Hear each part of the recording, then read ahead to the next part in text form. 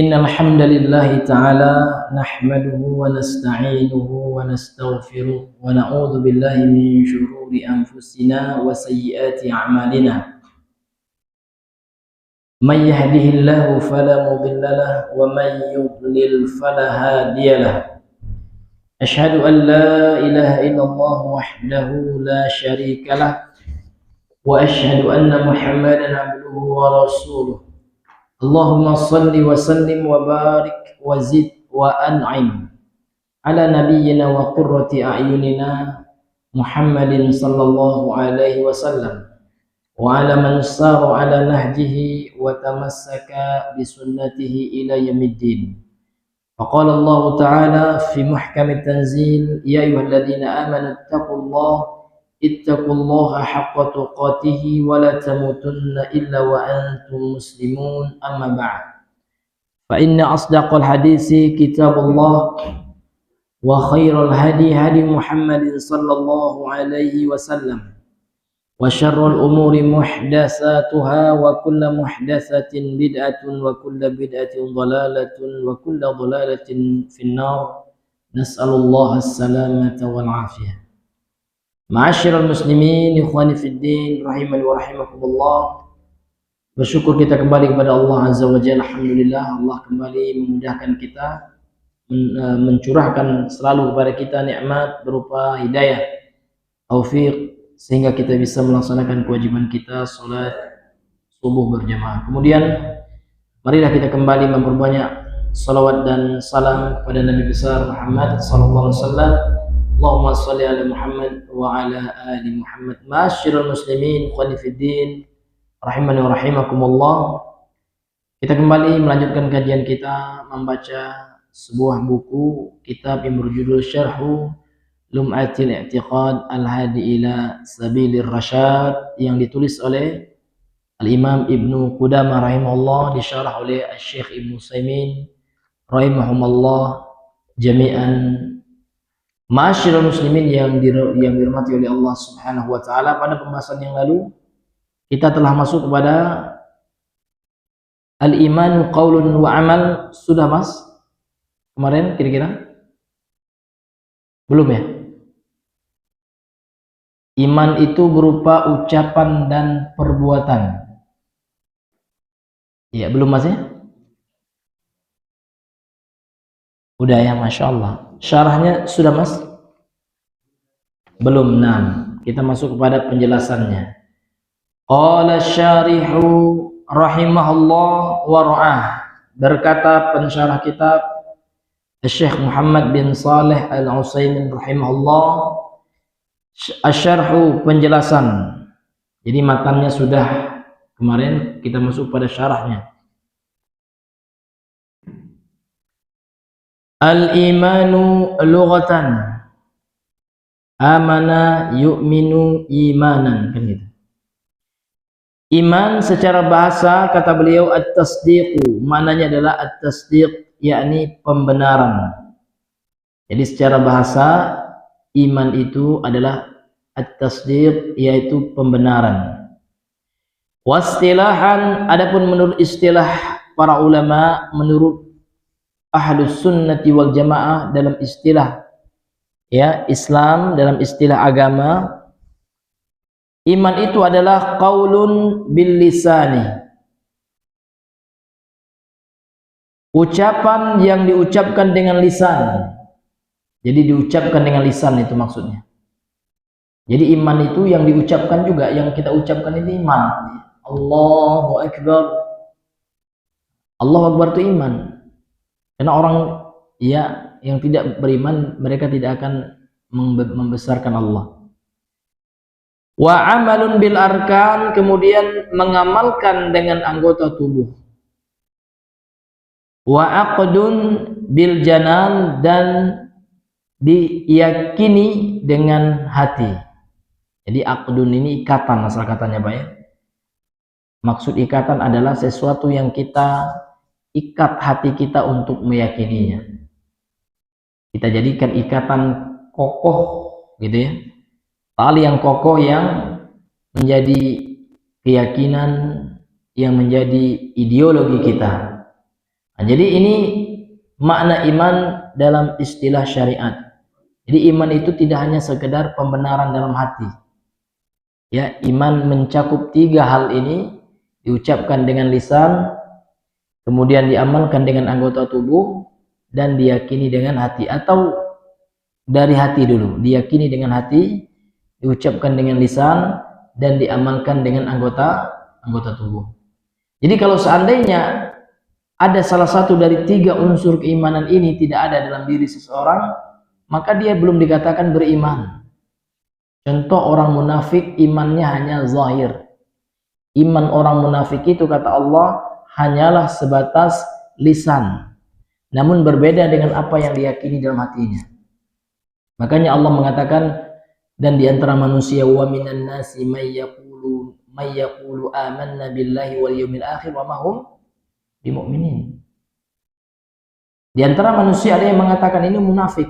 Ya, kalau kita lihat tafsirnya. Mereka mengatakan kami telah beriman kepada Allah hari akhir. Namun Allah nafikan keimanan mereka, wa ma hum bimu'minin. Enggak, kata Allah. Mereka enggak beriman. Yaquluna, dalam ayat lain Allah mengatakan sifat orang munafik itu, yaquluna bi alsinatihim ma laysa fi qulubihim. Mereka mengucapkan dengan lidah-lidah mereka namun tidak sesuai dengan apa yang ada dalam hati mereka. Kemudian ada pula orang iman itu hanya hati, amalan enggak berpengaruh. Ini juga sesat. Seperti Murji'ah. Orang Murji'ah mengatakan yang penting percaya, karena maksiat itu tidak mempengaruhi kepada keimanan. Na'udzubillahi min dzalik, ya. Ma'asyiral muslimin, ikhwani fiddin yang dirahmati oleh Allah Azza wa Jalla. Kemudian Al-Imam Ibnu Utsaimin melanjutkan, al-imanu misalul qawli, contoh iman itu adalah ucapan la ilaha illallah. Ini iman, ya, berupa ucapan. Jadi ucapan la ilaha illallah itu ada ucapan keimanan. Karena la ilaha illallah itu adalah kalimat iman, kalimat takwa, kalimat tauhid, kalimat thayyibah. Wa misalul amal, dan contoh, ya, iman berupa amal, ar-ruku', seperti orang sholat, ruku', sujud, i'tidal, dan perbuatan-perbuatan ketaatan, semuanya ini adalah merupakan iman berupa perbuatan. Jadi kalau kita ditanya, Pak, apa contoh iman yang berupa perbuatan? Iya, seluruh perbuatan baik. Mengasih orang makan itu bentuk dengan keimanan. Bahkan disebutkan nanti oleh hadis, ya, hanya sekedar menyingkirkan gangguan seperti batu, duri yang ada di jalanan, ini bagian dari iman. Ya. Bahkan bersuci itu juga bagian dari iman. Ini perbuatan, Pak, ya. Makanya Nabi mengatakan at-taharatu syatrul iman, at-taharatu atau at-tuhru atau at-taharatu, ya, syatrul iman, ini yang sahih, lafaz yang sahih. Adapun lafaz yang bukan hadis namun hanya ungkapan Arab, an-nazafatu minal iman, maknanya memang sahih, ya, namun mesti dirinci, ya, karena an-nazafah, ya, kebersihan itu kebersihan dalam artian kata bersih yang suci. Namun kita harus menegaskan tidak setiap yang bersih adalah suci, namun setiap yang suci itu pasti bersih. Ini kaidahnya. Ya, yang ditekankan dalam Islam itu kesucian. Kalau dia suci, barang sudah pasti dia adalah bersih. Kalau bersih belum tentu suci, Pak. Contoh orang habis berak, nah, dia cebok, ya, bersih memang, bekas beraknya hilang, ya, Pak, ya.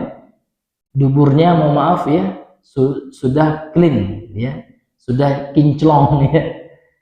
Iya. Namun dia belum berwudu, maka dia masih dihukumi belum suci, masih berhadas kecil. Atau mohon maaf, ya, orang yang habis berhubungan suami istri, ya, semua sudah dibersihkan, ya, ya, sudah pakai tisu, sudah pakai apa, mohon maaf, ya. Namun dia walaupun secara kasat mata kan bersih, itu, ya, namun dalam Islam belum. Bapak belum suci karena belum mandi maka diangkatlah hadas besar tersebut dengan mandi wajib. Begitu juga orang kafir, Walaupun mereka sudah mandi banyak-banyak, hati mereka belum suci. Karena hati mereka berhadas. Hadas kekufuran atau orang musyrik, hadas yang berupa kesyirikan. Maka disucikanlah itu dengan Islam, dengan keyakinan. Ma'asyiral muslimin ikhwani fi din rahimakumullah. Kemudian misalul aqdi, contoh ya iman yang berupa keyakinan dalam hati. Kata beliau, al-imanu billah, seperti beriman kepada Allah, wa malaikati, beriman kepada para malaikatnya, wa ghairi dzalika mimma yajibu i'tiqaduhu, dan yang lainnya yang wajib untuk diyakini. Jadi segala hal-hal yang wajib kita yakini dalam Islam ini. Ya, memang secara umum Pak, keyakinan itu kan tertuang dalam rukun iman yang 6. Namun rukun iman itu ada nanti turunannya. Contoh, beriman kepada hari akhir. Enggak hanya sebatas itu.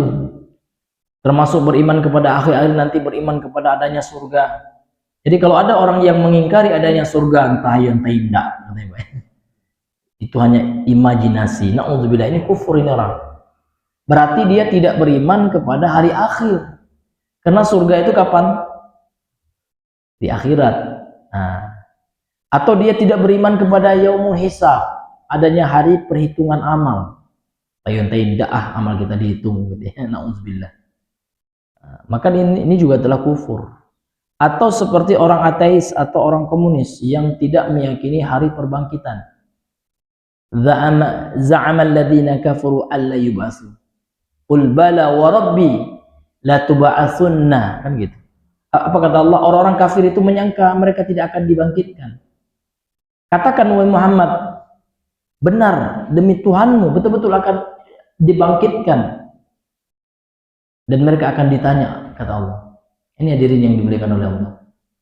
Jadi termasuk beriman kepada hari akhir itu beriman kepada hari perbangkitan, beriman kepada hari dikumpulkannya manusia di padang mahsyar, dan seluruh yang terkait dengan keimanan tentang hari akhir, semuanya Pak. Ini ma'asyiral muslimin ikhwani fid din rahimani wa rahimakumullah. Kemudian wad dalilu ala anna hadha huwal iman, dan dalil bahwasanya ya semua yang kita sebutkan tadi berupa ucapan, perbuatan, keyakinan adalah bagian daripada keimanan. Qauluhu ta'ala, firman Allah Ta'ala dalam surah Al-Bayyinah ayat yang kelima yang sering kita baca. Allah berfirman, wa ma umiru, mereka tidaklah diperintah, illa, melainkan, liya'budullaha, untuk supaya mereka beribadah kepada Allah dengan cara apa? Dengan keadaan mukhlishina lahuddin, mengikhlaskan untuknya ad-din, ya, amalan. Din di sini ya dalam tafsir maknanya amal. Hunafa'a, dengan cara hunafa jamak dari hanif yang artinya adalah condong mengarah kepada kebenaran dan berpaling kepada selain Allah, kepada kesyirikan. Wa yuqimus salata, dan mereka menunaikan salat. Wa yu'tuz zakata, mereka memberikan zakat, menunaikan salat, mendirikan salat, ya, menunaikan zakat. Wadzalika, demikian itulah dinul qayyimah, agama yang lurus, yakni agama yang benar, itu agama Islam. Nah, kita lihat dalam ayat ini, kata beliau, kata Syekh Ibnu Utsaimin, faja'alal ikhlas, dalam ayat ini Allah menjadikan ikhlas, was-salata, dan salat, waz-zakata, dan zakat, minad din, ini bagian daripada agama, dan agama itu iman. Sehingga ikhlas ini adalah keyakinan dalam hati, salat, amal perbuatan ya yang tampak, yang zahir, zakat juga seperti itu. Ini menunjukkan apa? Ya, menunjukkan ya salat itu kan ada unsur ucapan. Jadi ucapan dalam salat itu bagian daripada iman. Sehingga iman itu ya meliputi 3 hal ini. Yang ini ya harus ada, dan ini rukun iman Pak ya. Bagian daripada penjelasan keterangan dari rukun iman yang 6 itu ditambah ini. Ini ma'asyiral muslimin yang dirahmati oleh Allah. Maksudnya apa? Dalam beriman ini cara dia. Kalau rukun iman itu ya macam-macam yang harus diimani Pak ya, yang 6 itu. Rukun iman yang 6 itu macam-macam yang harus diimani. Iman kepada Allah, iman kepada malaikat dan seterusnya. Namun beriman kepada Allah itu harus dengan cara 3 ini. Orang beriman kepada Allah dia ucapkan, iya, u'minu billah, dia mengatakan, iya, iya betul, saya beriman. Betul itu Pak ya, diucapkannya dengan mulutnya. Dia akui, dia katakan kepada orang, saya beriman kepada Allah. Ini implementasi Pak ya, bagaimana kita merealisasikan rukun iman yang 6 itu. Yang pertama, kita ucapkan dulu Pak. Kita jangan malu-malu ya, walaupun kita tinggal di negeri minoritas Islam atau di negeri kafir ya, tampakkan keimanan kita. Bilang, saya Muslim, I'm Muslim, kan gitu. Saya Muslim, gitu ya. Jangan kita, aduh ya, takiyah ya, pura-pura non Muslim. Kenapa? Kaget kalau ngaku Muslim dibilang teroris kita di Belanda itu atau di mana lah gitu ya. Itu tidak boleh Pak, karena iman itu harus diucapkan, harus berani. Ya, mu'alaf aja berani Pak. Mike Tyson dia berani dia. I'm a Muslim, gitu. Saya seorang, ya, padahal masih tatoan nih Pak ya. Tapi dia berani. Iya, banyak itu orang mu'alaf yang tatoan itu ya, yang petinju-petinju yang masuk Islam itu berani. Mereka pada tinggal di negeri yang memang melihat Islam itu dengan kacamata negatif. Tapi itulah iman, itu konsekuensi iman, harus berani mengucapkannya Pak. Kemudian apa? Kemudian yang kedua, kita yakini ya dalam hati kita bahwasanya Islam itu, bahwasanya Allah itu memang ada. Allah itu tidak ada sekutu baginya, ini ya. Bahwasanya Allah itu satu-satunya Rabb, satu-satunya ilah yang hak untuk disembah. Kemudian yang ketiga, kita amalkan apa konsekuensinya. Ini bagian iman. Kalau kita beriman kepada Allah, kita setelah ucapkan, kita telah yakini, ya jalankan perintah Allah. Jangan kayak orang munafik ya, mengaku beriman tapi disuruh sholat malah malas ya. Mengaku beriman disuruh jihad nggak mau. Tentu jihad yang benar Pak ya, jihad yang syar'i. Makanya orang munafik banyak kali alasannya gitu ya. Karena ternyata dalam hatinya itu nggak ada iman ya. Cuman dia berpura-pura, yukhadi'unallaha walladzina amanu, mereka hendak menipu Allah. Namun ketika mereka kembali kepada teman-teman mereka sesama munafik, mereka bilang, kami hanya berolok-olok saja tadi. Kita itu cuman ya pura-pura saja tuh sama orang beriman itu ya. Ini orang munafik Pak. Tapi kalau beriman yang betul-betul iman, enggak. Mereka itu tidak zul wajhain. Orang yang beriman itu tidak punya dua wajah. Orang munafik dua wajahnya. Ketika dengan orang beriman pura-pura beriman, ketika kembali kepada kaumnya, kepada kelompok komunitasnya, kembali lagi dia. Ini yang mesti kita jauhi Pak. Itu namanya munafik besar. Ada pula munafik kecil Pak. Dia sifatnya juga seperti ini, kesini dia lain lagi, ke situ dia lain lagi. Makanya Nabi mengatakan dengan istilah dzul wajhain, yang memiliki dua wajah. Maksud dua wajah itu Pak ya, ya dia beda-beda dia. Ya, dia sesuai dengan kemaslahatan. Mohon maaf ya, kalau masuk komunitas tahlilan juga dia. Untuk apa? Karena memang tujuannya adalah untuk kepentingan pribadi semata. Tapi masuk kepada komunitas yang anti tahlilan, dia, tahlilan itu gini-gini, nggak boleh itu. Tapi pas disuruh ngisi di tempat tahlilan, mimpin tahlilan, itu nggak kuat imannya. Kita nggak mengatakan dia munafik besar, nggak, tapi ada ciri-ciri kemunafikan kecil dalam hatinya. Contoh berikutnya, dia di tengah-tengah sunnah kuat kali, sunnahnya berapi-api Pak. Namun di tengah-tengah yang ada bid'ahnya udah ngisi mulut Nabi lah dia. Ya kenapa? Karena ada kepentingan dunia, ada kemaslahatan dunia, takutlah dikucilkan, seganlah, kan segan awak ya. Gitu. Orang tuh belum paham sunnah Pak. Kalau kita langsung ya nggak ngikut cara mereka, kita dikucilkan. Ini Pak ya, disitulah nanti diukur keimanan seseorang itu. Maka orang yang betul-betul beriman itu Pak, dia kuat Pak, sikapnya itu kuat. Iya. kecuali itu masalah khilafiyah. Kalau masalah khilafiyah memang kita harus apa, Pak? Kita harus memang kalau bahasa Minangnya batul ansur. Legowo ya.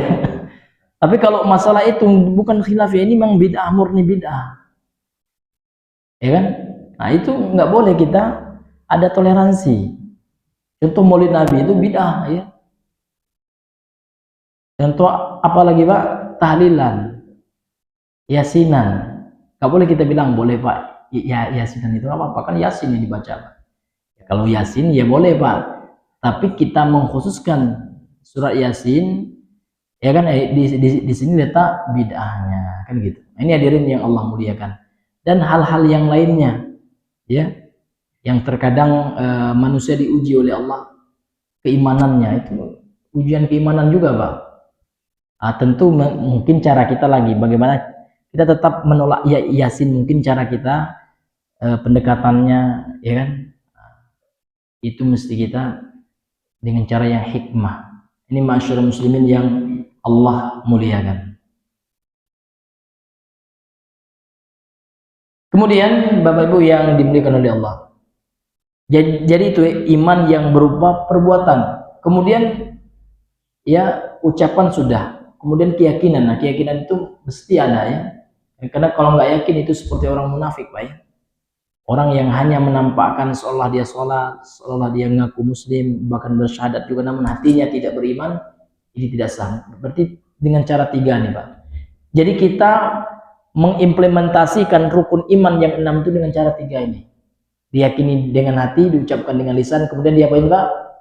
Diamalkan dengan perbuatan kita. Seluruh keimanan yang ada dalam Al-Quran yang Allah mewajibkan kita untuk mengimaninya. Kemudian ma'asyiral muslimin ikhwani fiddin rahimakumullah. Kemudian dalil yang berikutnya adalah dalil dari hadis yang dibawakan oleh Syekh Ibnu Utsaimin ya. Wa qala an-nabiy sallallahu alaihi wasallam, dia menjelaskan dalil juga yang dibawakan oleh Imam Ibnu Qudamah. Wa qala an-nabiy sallallahu alaihi wasallam, telah bersabda Rasulullah sallallahu alaihi wasallam, al-imanu bid'un wa sab'una syu'batan a'laha syahadatu an la ilaha illallah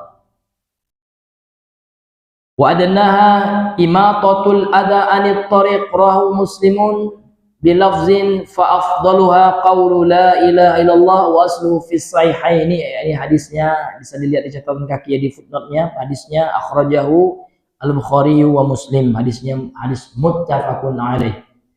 Kata Nabi sallallahu alaihi wasallam, iman itu memiliki ya 73 lebih cabang.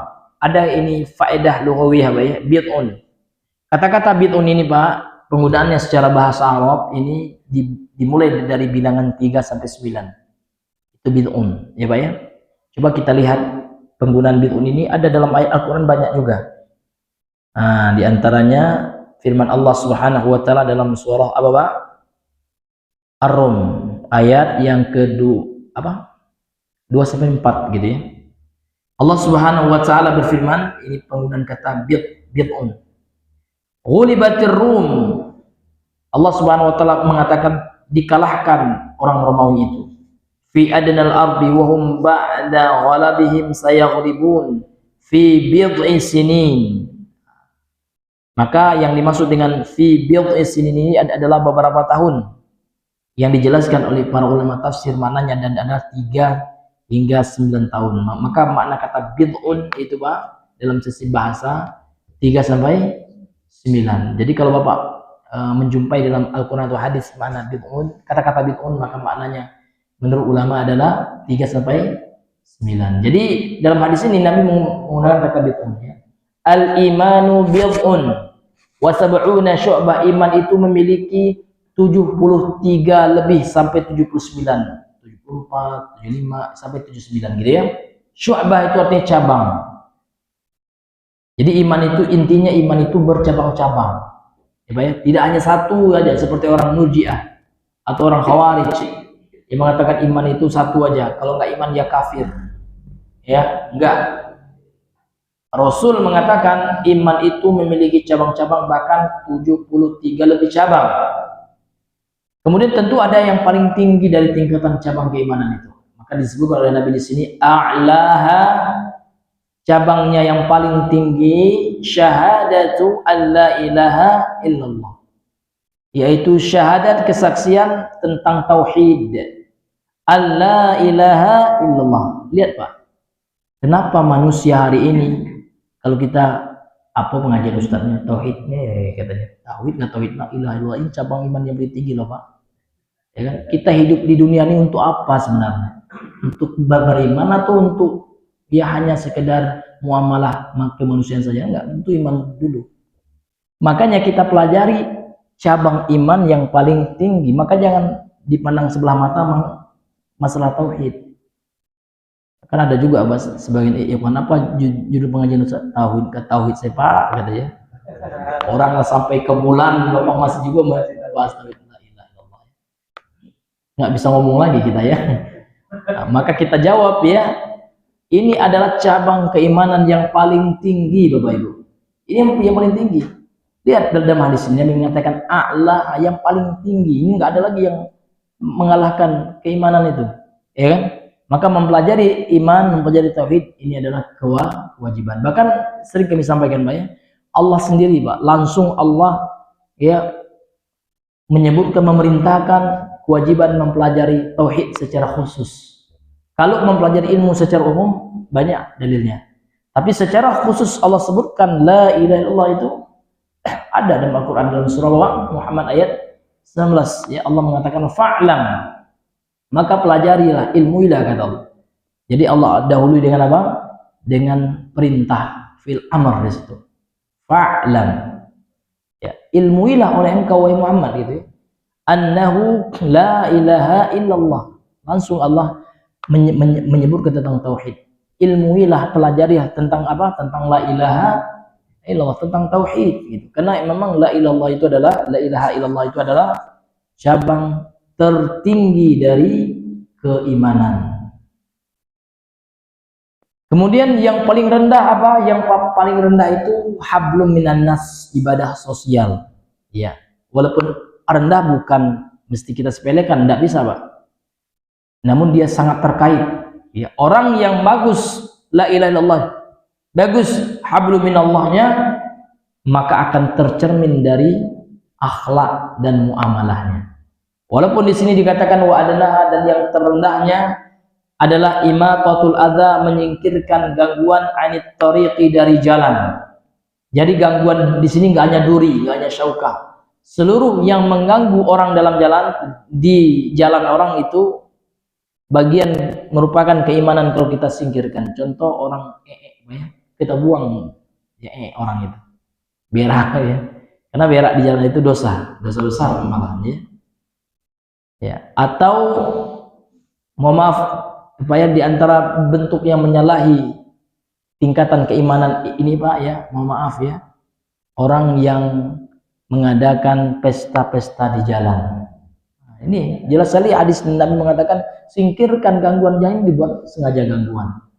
Jadi pusing orang ini kan, orang bermotor nggak pula bawa HP dia kan, nak cari jalan lain nggak ada, Google Map nggak tahu jalan dia, balik lagi dia. Kasihan, mungkin dia tidak ke rumah sakit, mungkin keluarganya lagi kritis ya kan, ini orang pesta enak-enak ya. Pan pesta itu tidak pula wajib hukumnya kan. Orang yang jalan ini mungkin ada kewajiban yang harus ditunaikan, dia ingin cari nafkah, sulit orang Pak. Nah ini kebiasaan seperti itu Pak, mesti kita ingatkan masyarakatnya ya. Kalau mampu Pak carilah tempat yang apa, kalau nggak mampu ya jangan mengorbankan demi kepentingan kita orang lain. Saya kesal begitu saya Pak ya. Ya, jalan lain tidak apal pula gitu. Jalan seko tuh lah. Aduh, nak mutar lagi kan. Iya, ladi hambat jalan tuh, ada acara katanya. Ya Allah, acara punian lagi gitu. Iya. Acara enak-enak pula Pak ya. Orang lain yang sengsara. Nanti kita jangan sampai ya bahagia di atas penderitaan orang lain. Ini hadirin yang dimuliakan oleh Allah. Jadi kalau bisa itu, kalau ingin acara juga ya sewalah gedung Pak ya, ada gedungnya. Maka hanya terjadi ini Pak, mohon maaf, ini hanya terjadi di Indonesia Pak. Di Saudi itu belum pernah kita lihat yang seperti itu. Ini langsung marah kerajaan presiden, bongkar gitu ya. Ini cuman terjadi di negeri kita yang unik ini ya. Iya. Coba Pak, di Singapura seperti itu. Ada, meludah sembarangan aja kena denda kita di Singapura itu. Ya Pak ya? Iya. Atau kita buang permen karet sembarangan di Singapura, itu negara non muslim loh. Tapi dia sangat menjaga ketertiban umum. Ada nggak di Singapura tuh Pak, di jalan umum itu kan jalan umum, walaupun lorong kan jalan umum juga Pak ya. Bahkan ada saya pernah lihat itu jalan besar, malahan orang tuh buat acara Pak ya, berani dia. Subhanallah ya. Maka harus kita ingatkan saudara kita dengan hadis ini Pak ya. Jangan buat gangguan di jalan. Karena Nabi sendiri secara nas ya mengatakan, secara teks mengatakan imatatul adza anit thariq. Jadi gangguan itu nggak hanya duri Pak. Gangguan itu nggak hanya pohon jatuh. Gangguan itu nggak hanya batu-batu besar yang melintang di jalan, enggak. Termasuk gangguan juga Bapak bikin acara di jalan yang mengganggu orang beraktivitas menempuh perjalanan. Karena jalan itu digunakan untuk kepentingan umum, bukan kepentingan pribadi, kecuali Bapak yang di jalan tuh. Ya ini kan pemerintah. Yang namanya pemerintah pasti mengayomi kebutuhan masyarakat umum. Ini milik umum, bukan milik pribadi. Ini masyarakat muslimin yang Allah muliakan. Sehingga Pak, kalau di zaman dahulu Pak, waktu orang pesta itu tidak ada istilahnya pakai tenda-tenda kan. Kalau zaman dulu kan kita pesta itu cuman makan bersila gitu ya, di tengah rumah pakai piring gitu. Itu kan lebih bagus sebenarnya Pak ya. Iya, budaya seperti itu. Termasuk juga itu Pak. Iya, polisi disuruh tidur, kasihan lah ya Pak ya. Ditindih pula dia. Hidup Pak ya. Artinya itu juga Pak ya, yang namanya jalan umum itu kita yang jaga anak kita. Jangan salahkan siapa? Ya, jangan salahkan pengendara. Tentu ya kita juga harus menindak. Kita berharap kepada penegak keamanan ya, juga menindak orang-orang yang ugalan. Tentu itu juga tidak dibolehkan. Namun tentu ada cara lain yang mengatasinya, bukan dengan cara apa? Mengorbankan orang yang memang berjalannya ya tidak ugal-ugalan gitu ya. Ini kan semuanya kena nanti Pak ya. Yang ugal-ugalan ya ugal-ugalan kena, yang tidak pun juga kena ya imbasnya. Sehingga ada Pak polisi tidur itu yang tinggi itu ya, yang masya Allah ya, mau setengah meter pula gitu ya. Kayak jumping pula gitu ya, subhanallah. Ini juga meletakkan gangguan Pak ya. Jangan buat yang seperti itu. Tapi anak kita bagaimana dilindasnya nanti Pak Ustadz ya. Namanya jalan tuh ya kita lah yang jaga anak kita. Sama dengan jalan tol Pak ya. Jangan sampai ya dibuat pula polisi tidur di jalan tol ya. Nah ini Bapak Ibu yang dimuliakan oleh Allah. Baik, kemudian rawahu Muslim, dalam riwayat Imam Muslim ada lafaz dari Imam Muslim, fa afdaluha, yang paling utama dari kalimat dari iman itu adalah, dari cabang keimanan itu adalah, kata Rasulullah, qaulu la ilaha illallah, ucapan la ilaha illallah, ini yang paling utama ya. Kemudian hadirin yang dimuliakan oleh Allah Subhanahu wa taala, beliau mengatakan wa asluhu fis sahihain. Jadi hadis ini asalnya ini terdapat ya dalam sahihain, dalam hadis sahih Bukhari dan Muslim. Walaupun ini tambahan dari Imam Muslim, lafaz dari Imam Muslim, dari riwayat ini tetap dari Nabi ya. Namun ini versinya riwayat yang diterima oleh Imam Muslim rahimahullah. Kemudian kata beliau, wal imanu yazidu bit ta'ati wa yanqusu bil ma'siyah. Iman itu bertambah. Ini keyakinan Ahlussunnah Pak ya, keyakinan Islam ini. Iman itu bertambah ditandai dengan ketaatan. Jadi kita semakin taat Pak, ini menunjukkan grafik iman itu naik, bertambah dia. Tapi kita ya semakin mundur dalam ketaatan, sampai mohon maaf ya, sampai masuk dalam maksiat ya kan. Sampai tidak sholat lagi, naudzubillah. Allah, mudah-mudahan Allah jauhkan kita Pak ya. Sampai lagi seseorang itu kan awalnya dulu ke masjid, nggak mau lagi gitu ya, sibuk gitu ya. Sampai dia masuk ke dalam maksiat. Ada juga teman Pak ya, naudzubillah, mudah-mudahan Allah jauhkan kita ya dari ya, hal itu ya. Ada teman yang awalnya hijrah ya, kena futur, kenapa ya, sekarang ya di postingannya tuh Pak, saya blok. Kemarin itu ikhwan juga Pak, sebelumnya wah postingannya parah ya, di diskotik ya, dengan cewek-cewek yang enggak beres gitu ya. Ada apa ya? Nauzubillah, itu fitnah luar biasa ya. Jadi musibah itu Pak. Jadi musibah yang paling besar itu musibah yang menimpa akhirat. Itu musibah, jangan anggap musibah itu hanya hilang motor. Nah, itu musibah juga, itu musibah dunia kecil, atau musibah meninggal anak kita, bakar rumah kita, dirampok kita, musibah betul ya. Tapi musibah itu Pak, kalau kita sabar dapat pahala kita. Tapi kalau musibah menimpa agama, kalau kita sabar tambah berdosa kita. Iya kan? Iya. Contoh orang yang terkena futur, Pak ya. Tadinya sholat, sekarang nggak maksiat dia lagi ya. Bahkan ada juga terkena musibah judol, ada juga Pak. Ikhwan juga lah, ngaji juga. Ya, yang ngambil uang ganti, ya kan? Hobi pula main judi online, judol.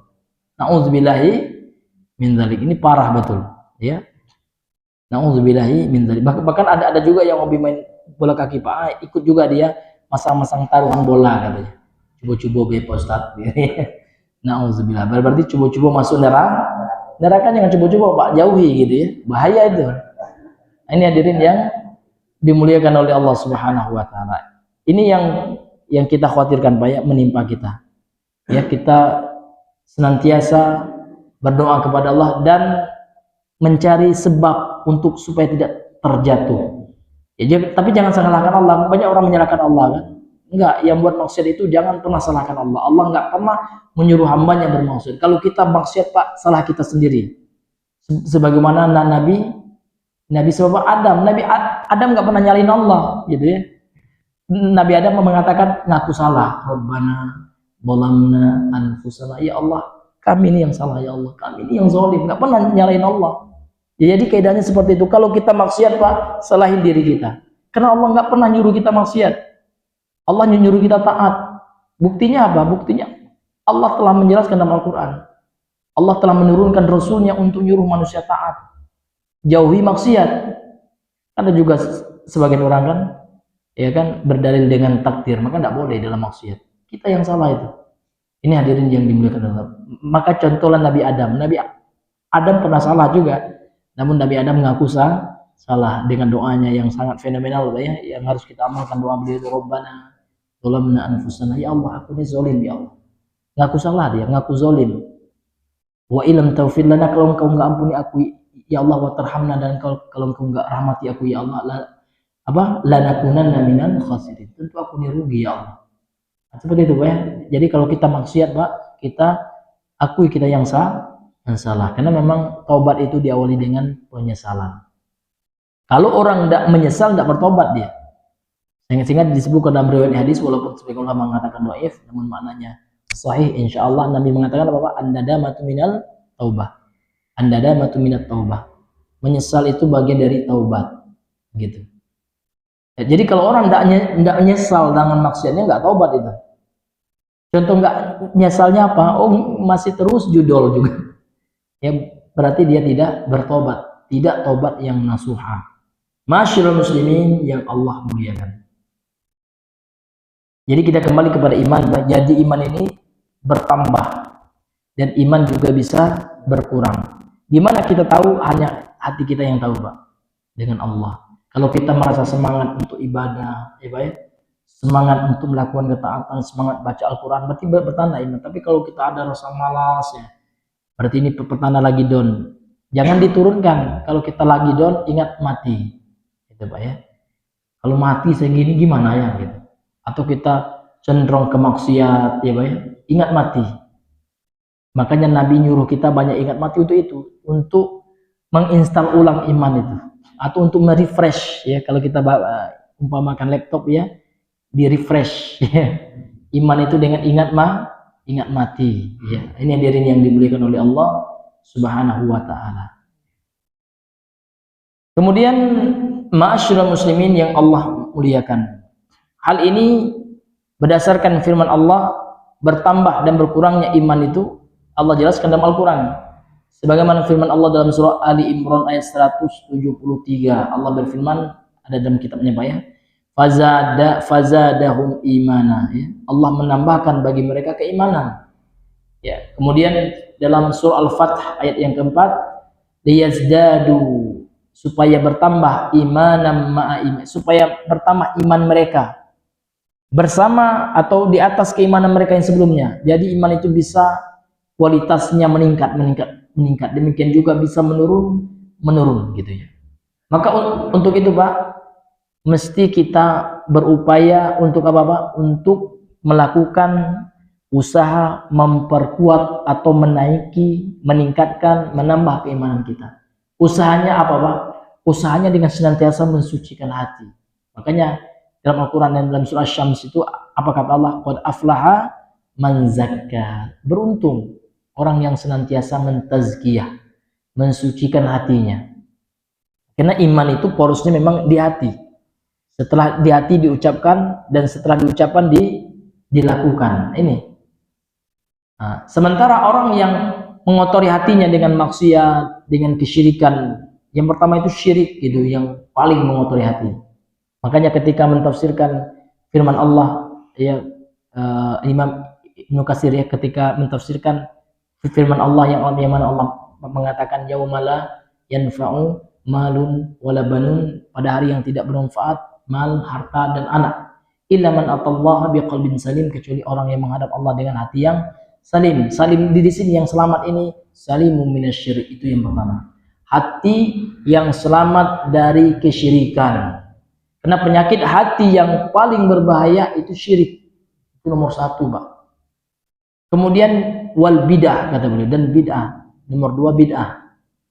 Nomor tiga baru maksiat dan penyakit-penyakit hati yang bersifat dengki, dendam, iri hati, ya, dan penyakit hati yang lainnya. Namun yang paling tinggi penyakit hati itu apa Pak? Syirik. Syirik ini diangkat dengan ilmu, ya, diangkat dengan ilmu, ilmu tentang tauhid. Ini hadirin yang dimuliakan oleh Allah. Karena banyak orang itu tidak tahu itu syirik Pak. Namun itu syirik sebenarnya, ya, orang-orang yang suka mengkeramatkan benda, ya, setiap malam apa gitu ya, dianggap benda itu ada penunggunya gitu ya, ada khodamnya gitu ya. Ya, ada ritual pula. Ritual apa Pak? Memandikan pusaka. Ini syirik. Dianggap orang biasa aja itu. Apain gitu ya? Pusaka saya, kecuali pusaka Bapak gitu ya, gitu ya. Ngeles pula dia Pak ya. Namun kita katakan itu syirik Pak, tetap ini penyakit hati, berkaitan dengan keyakinan. Atau sebagian pedagang Pak, maaf, terutama dari Pariaman ya. Untuk apa foto Angku Soleh itu, untuk apa Pak ya? Fotonya sama, itu ternyata ya diusut ternyata mereka meyakini dengan dipajangnya foto ini pelaris Pak. Insya Allah berkah rumah makan kita gitu ya, karena ada foto Angku Soleh gitu.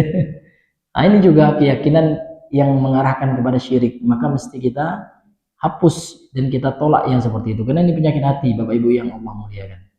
Dan seterusnya dari penyakit hati, termasuk juga dengki, iri, hasad. Ini juga penyakit hati yang akan mematikan hati kita. Ya. Jadi orang yang hasad itu Pak, orang yang akan senantiasa mencari kesalahan rivalnya. Itu contoh orang hasad. Pasti ada salahnya aja. Ya kan? Kalau dia ngomong tentang temannya yang dihasad itu, salahnya aja yang tahu dia kan. Apa ini salah? Kecuali dia memang salah. Ya kan? Enggak boleh pula dibilang benar Pak. Artinya dia nggak salah ini, namun disalah-salahin gitu ya, dicari-cari salahnya, karena memang hatinya kena ya, bermasalah di hatinya, ada rasa hasad dalam hatinya. Orang yang tidak ada hasad itu Pak, dia akan senantiasa legowo ya, senang dia senang melihat temannya sukses. Itu orang yang baik, yang tidak ada hasad, dia ikhlas dia betul-betul murni karena Allah. Ini hadirin, dan hasad ini luar biasa Pak. Sampai ada ulama mengatakan masalimal jasadu minal hasad. Masalimal jasad minal hasad. Ya, sampai ulama ada mengatakan tidak ada ya manusia itu selagi punya jasad nggak ada yang selamat dari hasad. Biasanya hasad itu seprofesi. Misalkan pedagang, biasanya dia hasad sesama ya, karena ada saingan. Karena hasad ini biasanya muncul karena suatu hal yang ada persaingan di dalamnya. Tapi dia pejabat, ya kan, dengan pemulung di hasad. Ngapain hasad dengan pemulung? Nggak level dong katanya kan gitu. Ya kan, bukan rivalnya itu. Nah, seperti itu Pak ya. Maka untuk menghilangkan hasad itu Pak, maka butuh ya kita meyakini ya nikmat itu datang dari Allah. Kalau kita yakin nikmat itu datang dari Allah ketika teman kita dikasih nikmat, ya kan, berupa nikmat, ya, maka kita tidak akan hasad, Pak. Namun terkadang ya untuk prakteknya itu butuh taufik dari Allah. Teori udah paham kita nggak boleh hasad gini-gini, ceramah malah tentang hasad. Namun hasad juga rupanya gitu. Untuk itu Pak, kita butuh doa lagi-lagi ya, doa. Karena memang taufik untuk bisa mengamalkan kebenaran itu mutlak di tangan Allah. Kita butuh doa. Allahumma ya muqallibal qulub, dan kita berdoa kepada Allah supaya kita jangan pernah hasad kepada kaum muslimin. Ketika kita lihat teman kita sukses, ya, senang kita. Teman kita mampu melakukan kebaikan, kita juga ikut senang, gitu ya. Misalkan teman kita satu profesi dai, Pak ya, dia buka pengajian baru, senang kita, masya Allah, bertambah juga sunnah ini, gitu Pak. Jangan ya kan buka pula kan donatur saya gitu pula kurang. Itu hasad ya. Na'udzubillahi min dzalik. Maka kita senang Pak, dibuka pengajian sana sini bagus gitu kan. Bahkan pengajian ke desa-desa dibuka itu bagus ya. Jangan kita salah. Apa pula pengajian itu habis dan ada apa-apa. Itu dikhawatirkan menyurus kepada hasad. Jadi yang enggak hasad itu Pak, kita senang ya. Misalkan teman kita buka rumah tahfiz bagus, masya Allah, mudah-mudahan ya kan, dengan dia buka di situ banyak orang umum atau orang manfaat yang dia senang kita Pak. Ya kan, kemudian dia buka pengajian sini, senang kita, karena semakin dibuka banyak pengajian di masjid Pak, otomatis Pak ya, minimal ada 1-2 orang di sekitar itu akan ikut, maka tersebar pula sunnah ini. Maka jangan dikomentari kan, ada juga sebagian apalah Ustaz ini. Sebenarnya Ustaz mencari apa, buka sana sini, subhanallah ya. Itu dikhawatirkan ada ya apa namanya benih-benih hasad. Maka kita dukung selama yang disampaikan itu benar Pak ya, selama kebaikan. Makanya Allah menyuruh kita dalam hal kebaikan itu untuk apa Pak? Untuk berta'awun, untuk saling bekerja sama, saling bantu, bukan saling hasad ya. Makanya Allah mengatakan wa ta'awanu 'alal birri wat taqwa wala ta'awanu 'alal ismi wal udwan, gitu ya. Nah, jadi kalau ada kebaikan albir ya, ketakwaan, maka kita mesti ya mensupport. Kalau nggak mampu membantu ya kita doakan gitu ya, mudah-mudahan ya berkah mendatangkan kebaikan seperti itu. Maka untuk itu Pak, ini luar biasa ya, kita mesti menjaga hati kita dari yang namanya penyakit hasad. Ini luar biasa hasad ini, bahkan dosa sebelum syirik malahan Pak, itu dosa hasad. Hasadnya iblis awalnya Pak. Iblis hasad sama siapa Pak? Sama Adam. Karena iblis ini disebutkan oleh ulama tafsir gitu, orang yang taat awalnya, taatnya luar biasa gitu ya. Nah, tiba-tiba rupanya Allah menciptakan suatu makhluk gitu, seperti itu ya. Dan makhluk itu sangat dimuliakan oleh Allah, hasad ya. Kok saya yang duluan diciptakan, nggak ada malaikat disuruh sujud sama saya, kata iblis ya. Kok kepada Adam nggak mauan? Iblis hasad dia, sombong dia. Nah, maka untuk itu Pak, ini parah sekali ya penyakit hasad ini, hadirin yang Allah muliakan. Maka kita mesti berlindung selalu kepada Allah dari yang namanya apa Pak? Hasad. Nah, kemudian waqala Nabi sallallahu alaihi wasallam, Nabi sallallahu alaihi wasallam bersabda, yakhruju minan nar, akan keluar dari neraka, man qala la ilaha illallah, bagi orang yang mengucapkan la ilaha illallah. Ini pentingnya la ilaha illallah ya. Karena la ilaha illallah itu Pak menyebabkan orang diselamatkan dari neraka, dari kekalnya di neraka. Ini pentingnya. Maka tidak boleh kita bosan ya. Apa pembahasannya makna la ilallah lagi Pak. Maka kita katakan ini luar biasa Pak, keutamanya hadis Nabi ya. La ilallah yang kita amalkan, yang kita ucapkan, yang kita pelajari hari ini di dunia, ternyata nanti menjadi sebab kita dikeluarkan dari mana? Neraka. Kenapa kita sepelekan? Harus kita agungkan betul Pak. Ya, harus kita semangat betul, nggak pernah bosan, jangan pernah bosan itu. ya kan, untuk mempelajari la ilaha illallah, karena luar biasa Pak ya. Yakhruju minan nar, akan keluar dari neraka, kata Nabi. Bagi siapa? Bagi yang mengucapkan la ilaha illallah fi qalbihi mithqala burrah, dan dalam hatinya meskipun sebesar biji gandum, au khardal au khardalah, atau sebesar biji sawi, au dzarrah, atau sebesar dzar ya, dzarrah. Ya hampir sama maknanya, namun dzarrah ini lebih kecil lagi Pak ya. Ada yang mengartikan sebesar biji atom gitu ya. Min iman, dari kepada keimanan gitu. Maksudnya apa Pak?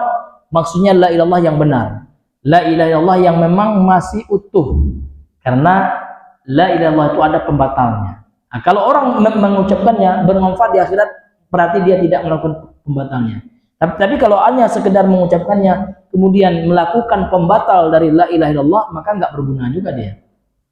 Sama dengan orang sholatnya rajin, namun setiap kali sholat kentut terus dia sengaja ya, dia tahu itu membatalkan, maka untuk itu la ilallah yang bermanfaat itu adalah la ilallah yang tidak ya batal, yang tidak ya dimasuki oleh pembatalnya. Maka di sini penting kita mempelajarinya Pak ya, mempelajari rukunnya, syaratnya, dan pembatal kalimat la ilaha illallah. Ini penting sekali Pak.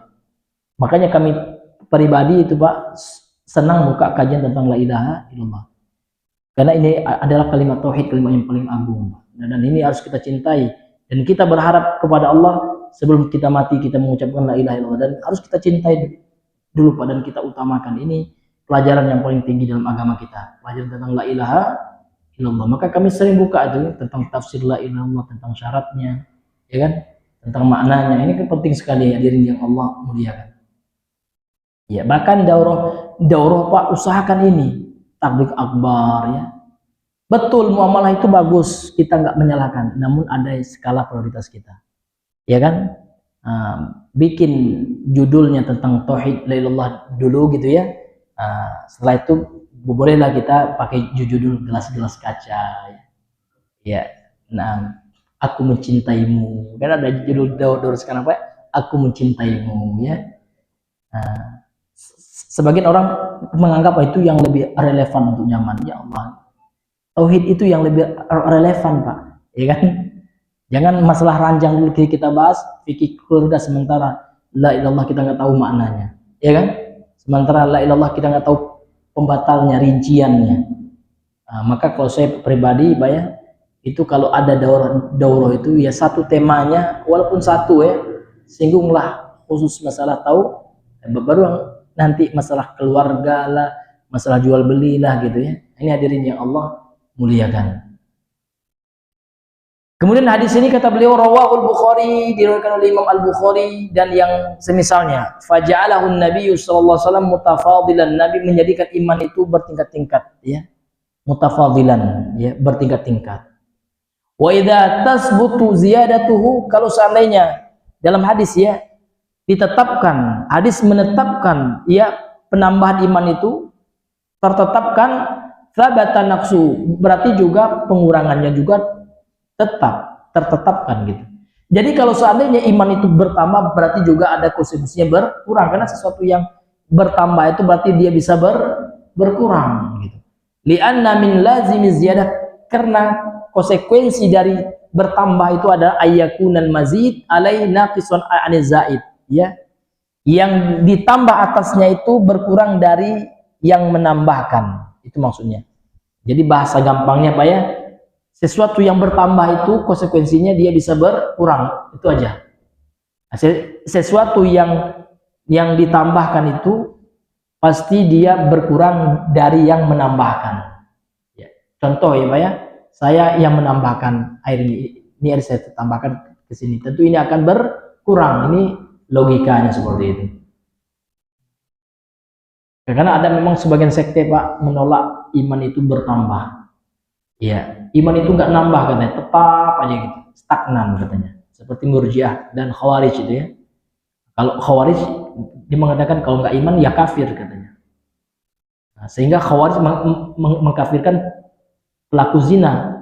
Karena Nabi mengatakan apa, la yu'minu apa wahwa yazni itu kan.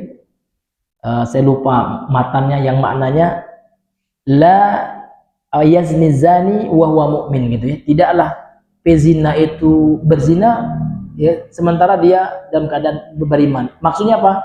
Tidak beriman orang yang berzina itu. Maka orang Khawarij langsung memponis kafir berarti. Ya kan kalau kafir dia boleh kita halalkan darahnya. Nah, kalau orang Ahlussunnah enggak, ya lihat dulu dia berzina ini bagaimana apanya keyakinannya. Tanya dulu, Pak, Bapak zina? Ya. Zina itu kira-kira hukumnya apa, Pak? Halal, mantap, enak gitu ya. Kafir Bapak gitu. Kenapa? Karena Bapak telah menghalalkan apa yang Allah haramkan. Tapi tanya Pak, kenapa zina? Itulah ya. Aduh, ya saya ini tergoda syaitan saya. Tahu Bapak, jadi hukumnya Pak? Ya saya tahu lah, zina itu haram nak ya. Tapi gitulah ya kan. Bapak nggak sanggup nahan syahwat. Nah, ini nggak kafir Bapak. Karena Bapak masih meyakini zina itu haram, nggak kafir. Namun Bapak jatuh ke dalam dosa besar. Jadi kalau orang Khawarij mengkafirkan langsung, enggak, Bapak kafir. Ya kan? Kalau Ahlussunnah enggak dilihat. Tapi kalau orang Murji'ah parah lagi ya. Enggak apa-apa zina Pak. Kalau seandainya Bapak dan mati Bapak masih iman, tetap mau zina kayak mau korupsi tetap Bapak orang yang kuat imannya, kata Murji'ah. Ini sesat juga. Ya, jadi Khawarij, Murji'ah itu sesat kedua-duanya, Ahlussunnah pertengahan. Ahlussunnah mengatakan dia tidak kafir selama dia tidak menghalalkan zina, namun imannya berkurang. Dia dalam keadaan naqisul iman, imannya berkurang karena maksiat yang dia lakukan. Ini hadirin yang dimuliakan oleh Allah Subhanahu wa taala. Contoh aplikasinya. Nah, seperti itu. Wallahu taala alam bisawab, karena sudah jadi melewat upaya ya. Toib. Sebelum kita tutup, mungkin ada di antara Bapak sekalian yang ingin bertanya, maka kami persilakan.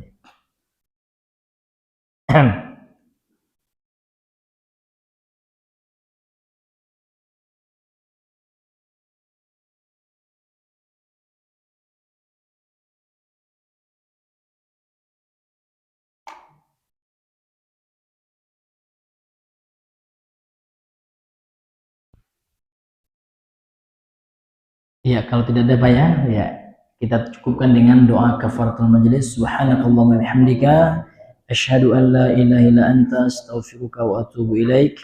Assalamualaikum warahmatullahi wabarakatuh.